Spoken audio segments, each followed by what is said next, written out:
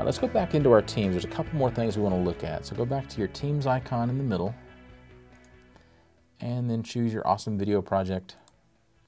While we're here, notice that when you moused over the general channel, that it has a three-dot menu too. Go ahead and choose that three-dot. Okay. Notice you have an option to follow this channel. Go ahead and choose that. And when you choose to follow, it means you're going to get notifications every time something happens in this channel. Okay. If it's a project that's really important to you, if it's something where there's a lot of activity, you want to make sure it doesn't get lost, you want to follow that channel to make sure you're paying attention. You might also, if you have a lot of teams that you're a part of, you might also want to make sure this team stays at the top. So notice the three-dot menu next to Awesome Video Project. Go ahead and choose that again. Okay.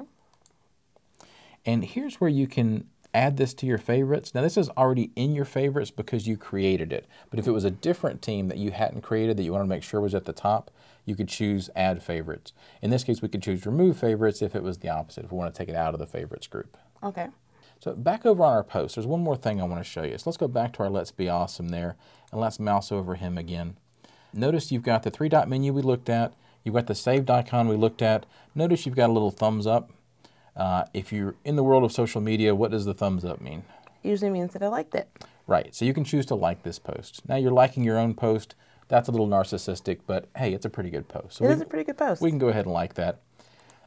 Unlike in Facebook and other places, when you like something, you don't really get any kind of notification about it, at least not currently. It's just a way of expressing appreciation. Now, so far, all of this conversation has been happening in the general channel. And we mentioned you can have multiple channels, generally for different types of conversations. So let's think about this video project. There may be different tasks that you might want to assign in different channels. There may be just different groups or different project teams that might be more applicable to certain channels than others. So let's go ahead and look at how to make an additional channel. It's pretty easy. Okay. If you click on the three-dot menu next to Awesome Video Project, you can see you have an option there for Add Channel. So go ahead and choose that. And here we'll give it the name of the channel. And this can be anything you want it to be. Okay. So why don't we call it this one Video Content. All right. And we can put a description in if we want to. In this case, I don't think we need one. So let's go ahead and choose Add. Okay. Notice there's no other settings. All the things like public and private, those apply to the teams, but not to the channels themselves. That makes sense. So now we have a nice, fresh channel.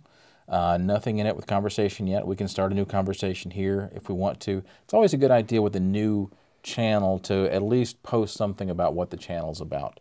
So we might say something like, here's where we'll talk about what should be in our video. Okay, and go ahead and press enter so we can post that in that channel. So now we have a conversation started in this channel.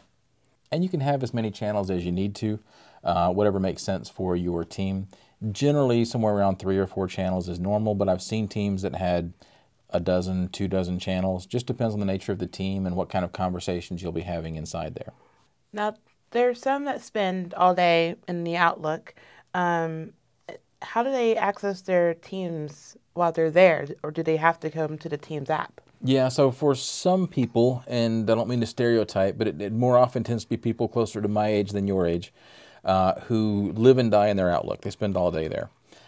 There's not a way to really access the Teams functions from inside Outlook, but there are a couple of things you can do, because there are times when you need to tie in your email into what's happening in Teams, right? So there's a couple of things. Let's say that you've got a team member who doesn't come into the Teams app very much. They are in the team, you just know they don't use the app very much. And you really need them to take a look at a conversation that's happening, or you really need to get their input on a file or something like that. Let's go to our video content channel. Go ahead and mouse over that channel name so you can get the three-dot menu. Choose that three-dot menu, and then choose Get Linked to this channel. So this is going to give us a hyperlink that we can email to that person. Okay. And when they click on the link, it's going to open their Teams app and take them straight into this channel. They are going to have to remember their login for it. Hopefully they remember that part. I can't help with that. But go ahead and choose copy, and I'll show you how that works. Okay.